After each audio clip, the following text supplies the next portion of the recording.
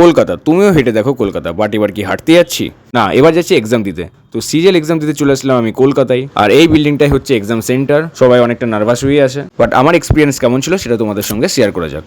তো ভোর 5টার ট্রেনটা ধরে বিল্ডাঙ্গা থেকে বেরিয়ে পড়লাম শিয়ালদা যাওয়ার উদ্দেশ্যে মাকে নিয়ে। একা যাওয়ার ইচ্ছা ছিল, বাট মোবাইলটাকে মায়ের কাছে রাখতাম, নইলে মোবাইলটা চুরি হয়ে যাওয়ার ভয় থাকতে পারে। কারণ ব্যাগটা ভেতরে নিয়ে যেতে দেবে না, ওখানেই রাখতে হবে। আর ওটা সম্পূর্ণ নিজের দায়িত্বে, কেউ কোনো ব্যাগের দায়িত্ব নেবে না, ওখানকার সিকিউরিটি যারা আছে তারাও। আর বাই চান্স ব্যাগ থেকে কেউ ফোন বের করে নিলে আর কিছু করার নেই, তাই রিস্ক আর নিলাম না। অ্যান্ড এই ব্রিজটা পার করার মানে তো স্টেশনে ঢুকে যাওয়া। তো আমরা ফাইনালি শিয়ালদা স্টেশনে ঢুকে পড়লাম, অ্যান্ড এখানে নেমে মাকে নিয়ে চলে গেলাম সোজা মেট্রো স্টেশনে মেট্রো ধরবার উদ্দেশ্যে। মেট্রোটাই সব থেকে best way to reach your destination. অবশ্য যদি তোমার ডেস্টিনেশন মেট্রো হয়ে যাওয়া যায় তবেই। তো আমার এক্সাম সেন্টার পড়েছিল সল্ট লেক সেক্টর 5-এ টিসিএস গীতবিতান। আর 5টা ট্রেনটা কিন্তু কেটে কেটে আসতে হয়, অর্থাৎ আগে রানাঘাটে নামতে হবে, তারপর রানাঘাট থেকে ডাইরেক্ট শিয়ালদার ট্রেন ধরতে হবে। তো স্টেশনের ভেতরে ঢুকে আগে আমরা ফ্রেশ হয়ে নিলাম, তারপর মেট্রো স্টেশনের দিকে যাব।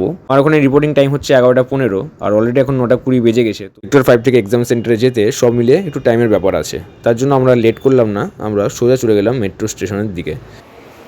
তো আমরা বাইরে বেরিয়ে আসলাম এবং মেট্রো স্টেশনের দিকে এগিয়ে যাচ্ছি। তোমরা চাইলে শিয়ালদা স্টেশনের ভেতর দিয়েও মেট্রোর দিকে যেতে পারবে। আমরা সেটা না করে বাইরে বেরিয়ে আসলাম এবং তারপর মেন গেট দিয়ে ভিতরে ঢুকলাম।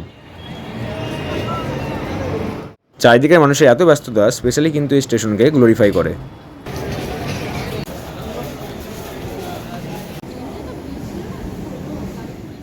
আমরা এখন সল্ট লেক সেক্টর 5 যাওয়ার মেট্রোটা ধরবো। সেখানে যেতে একটা ফ্যান্টাস্টিক চিত্র তোমাদের সামনে তুলে ধরছি, যেটা একদম ওপরের দিকে মানে মাথার দিকে আঁকা আছে, বেশ ভালোই লাগছিল দেখতে, যেটা শিয়ালদা মেট্রো স্টেশনকে গ্লোরিফাই করছে।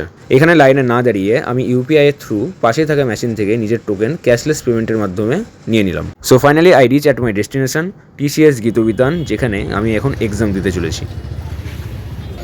একদম 11টা 15-তে গেট খোলা হবে এবং 12:30 থেকে আমাদের এক্সাম স্টার্ট হবে, বাট 12টার মধ্যে কিন্তু সবাইকে ঢুকে পড়তে হবে। ফাইনালি আমি এখন এক্সাম দিয়ে বেরিয়ে আসলাম, অ্যান্ড আমার এক্সাম মোর দ্যান এক্সপেক্টেড হয়েছে। স্পেশালি রিজনিংয়ের পার্টটা ভালো হয়েছে, অ্যান্ড আমার শিফটে তো মোটামুটি ভালো কোশ্চেন এসেছিলো, বাকি শিফটে কেমন এসেছে আমি জানি না। তো তোমরা কেউ পরীক্ষার্থী হয়ে থাকলে আমাকে কমেন্টে জানাবে। আর হ্যাঁ, আমার এক্সাম ছিল 18 তারিখ। So bye bye TCS. Exam দিয়ে আবার ফিরে গেলাম সল্ট লেক সেক্টর 5 মেট্রো স্টেশনে। এখান থেকে ডাইরেক্ট আবার শিয়ালদা যাবো, সেখানে গিয়ে খাওয়া দাওয়া করে একদম ডাইরেক্ট আবার বেলডাঙ্গা যাওয়ার জন্য রওনা দেবো। আর এখান থেকে বাইরের দৃশ্যটা খুব সুন্দর লাগে। আমি আগেও কিন্তু তোমাদের ভ্লগে এই দৃশ্যটা দেখিয়েছি, যদিও সেই সিনটা রাত্রের দিকে ছিল, বাট রাত্রের দিকে সিনটাই কিন্তু আরো বেশি সুন্দর লাগে দিনের বেলার থেকে।